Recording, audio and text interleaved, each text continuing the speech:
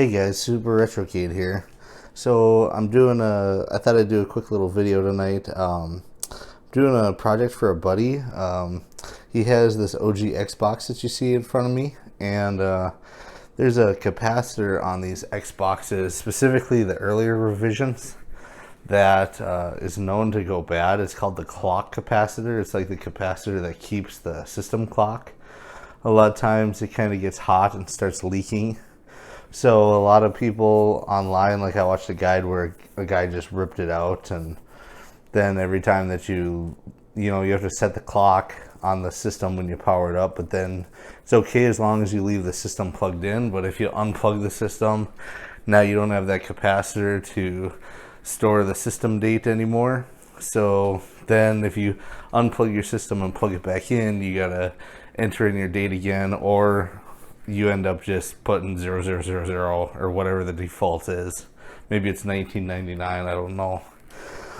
So I've already disassembled this Xbox. So I followed a guy's video online, and what that consisted of was there was these 6 real long screws that kind of come from the bottom and go all the way up through the unit. And those are covered by the 4 feet on the bottom, which I just used a real skinny flathead to pry those feet up. And then there's also one of these under two of the different stickers on the bottom of the console, and I'm sure those are to make sure that you haven't tampered with it if you're going to do a warranty repair or something. So then after I did that, I was able to take the top off. So then once I got the top off of the system, the hard drive was right here and the CD-ROM was right there. The hard drive, all I had to do was remove a screw in the middle that was kind of holding them both in, which is one of these. And then I had to disconnect the IDE cable from the hard drive, and that allowed me to then move the hard drive off to the sides. Then the CD-ROM, I had to do 2 additional screws on the front, and then that just came up, and I disconnected the IDE and the power from the CD-ROM. So then at that point, I just had the motherboard, and the video that I was watching, the guy just took the motherboard, which I've got right here, and he just left it in there. And this capacitor right here is the one that we need to either replace or remove. So this is the clock capacitor. And what's kind of funny is the video that I watched, the guy just like took a needle nose and just ripped the thing out of there. And then he used a pair of snips to just like snip the thing off. And I don't want to do that because it's not going to be very hard to desolder. So I just went around the board, and these screws that I have in here are just the screws that go between the motherboard and the different mounting brackets on the bottom of the Xbox. And I mean, it's no different than any Windows PC you've ever worked on. And all these different cables that you got to disconnect, all of these are different sizes and they're unique, so they're not going to be tough to get back. So what I thought I would do is actually desolder this capacitor the proper way, and then replace it instead of just ripping it out and possibly damaging the board. Because stuff on this board is pretty tiny. Like, a lot of this stuff is not stuff I could service. But what I thought was kind of interesting is that capacitor already has this mark on the top of it, like a Sharpie mark. Like, you can see it there. And some of the other ones, like these ones, I don't know if this underline is factory or not, but I can tell you from opening it that it's absolutely never been opened before. So the only thing that I can think is maybe in manufacturing. So I looked up the serial number of this Xbox, and there's 6 revisions of the Xbox. It's 1.0 through 1.6. And according to the serial number of this one, this is either a 1.4 or a 1.5 unit.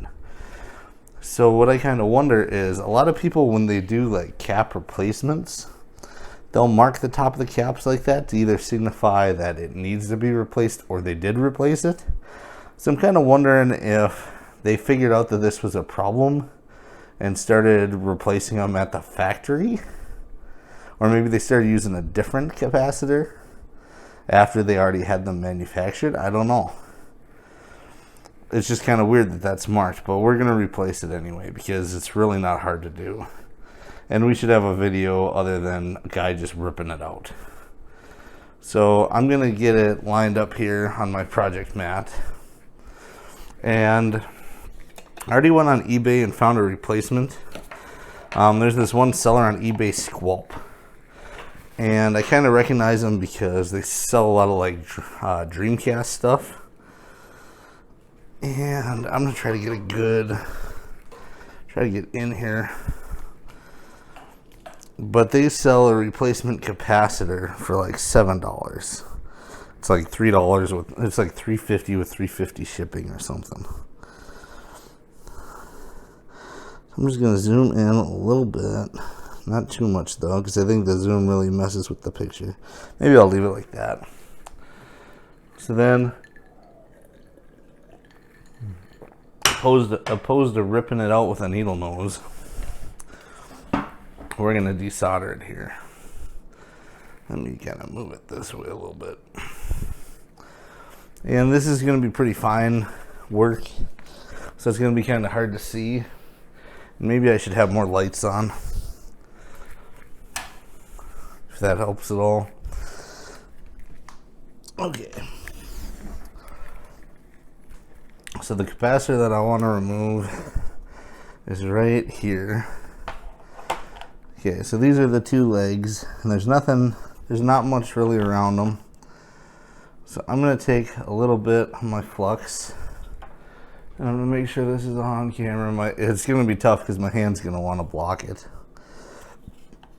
Okay, it is these two right here. So I'm just going to put a little flux there. Then I'm going to put a little solder on them. Except they're actually right next to another point, another 2 points. So I'm going to do it this way, just to ensure that I'm not bridging with those other spots on the board. Plus maybe it'll make it easier to have me not get in the way. Okay, so now I've added some solder to them. Not a whole lot though, because they are very close to that other point. So then what I'm going to do, I'm going to take my desoldering pump, make sure it's clean. Yeah, there's nothing in it. I'm going to try to heat one up. And then, oh, and that did very good actually. I doubt you can see, but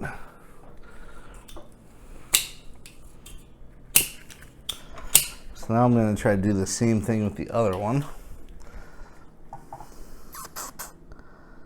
Just kind of trying to get it heated up, get my pump on there. That one. Okay, so now I gotta kind of see how good we did. Be awesome if it just fell out.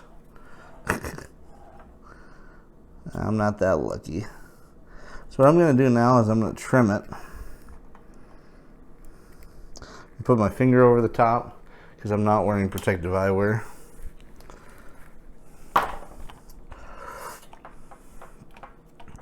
Should almost just disconnect this IDE cable. So I'm going to try to do this now. So it's this guy right here. I'm going to take my gun, or my soldering gun. I'm just going to heat this one up as I push on the cap.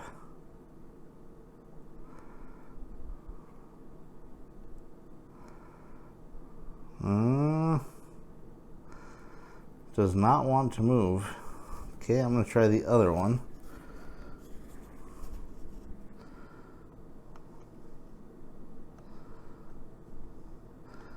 Try to get, oh, that one's moving. I got enough surface area on it to get it to move.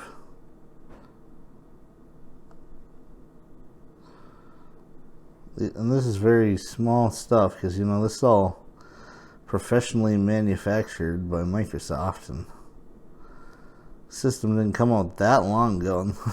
Well, it's probably been 20 years now, but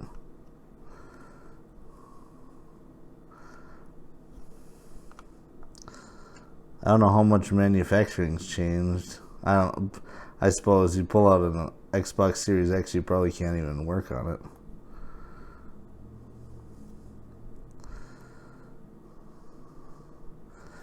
Okay, that thing's not moving very much. So what I'm actually going to do is add some solder. I don't really want to add it to the left one, but I'm going to add it to the right one. Hopefully they're both in frame here. I think they are. So I'm going to add to this one because I kind of like, it looks like I got it all cleared on the other one. And of course, me trying to do this, I'm going to end up dragging more to the left one, which I don't want to do. Okay. So I'm trying to just gently push on that capacitor while I heat up its solder. Get enough surface area on it to get it moving.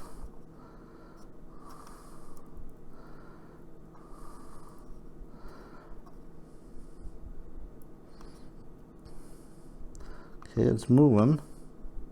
Just doesn't want to come out. Oh, there we go. It's out.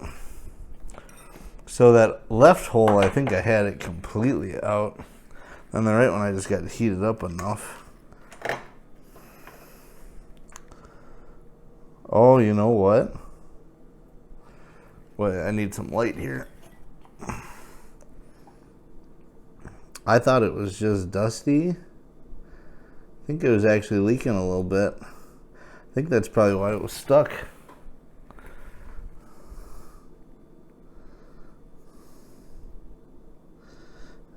See, and it doesn't have, oh yeah, it does, 2.5 volts. Boy, this is hard to read. I don't know why this is so hard to read. I normally have no problem, but something's going on with my light in here. But I think that replacement one I found was 2.5 volts on eBay. So I'm just going to put that there, and then I'm going to check the one on eBay before I order it, make sure it's the same. Of course, I'm out of isopropyl. No, I'm not. I'm just running out. So then what I'm going to do is I'm going to take some isopropyl, clean the board where I was using that flux. Okay, so where was my cap? My cap was right here. Yeah, so neither pad is lifted. The left one I can see through, the right one is not as clean, but it'll be okay. It'll be okay when I put the new one in. I'll make it work. Oh yeah, and I can see gunk on the board where I removed it. So that's what people are talking about with it leaking corrosive junk. And the polarity, yeah, I see the plus. This is a C. Not sure which exact C this is, but it's marked for. It's got its plus and minus marked. Plus, it looks like. Looks like a lot of the caps. Plus is on this side. Microsoft probably tried to be kind of uniform. Plus, I can find a pic. I'll be able to look at a picture on eBay to confirm the, or not on eBay, on YouTube to confirm the polarity. Board's a little dusty. Yeah, so this is part one. I'm gonna order that cap, and then I'll probably I'll replace it and do another video about replacing it and reassembling it. I'm trying to think, what was it? Oh, I was working on one of my arcade PCBs the other day, and all its caps seem fine, because a lot of times what you want to check is that the top of the caps aren't like bubbled or anything. Seemed like the caps were fine, but they were all kind of dusty. And the thing that kind of kills the caps is heat. Like if there's excessive heat, it'll make them go bad a lot faster. So I just kind of, on that board, I just kind of took my isopropyl and my cotton swab, and I just was kind of like getting all the dust off of the capacitors so that they weren't retaining any more heat than they needed to. So I'm just going to kind of leave this open like this. Might put the board in an anti-static bag or something while I wait, and then I'm just going to order that capacitor. So this is Super Retrocade, and this was part 1 of the Xbox Life Extension.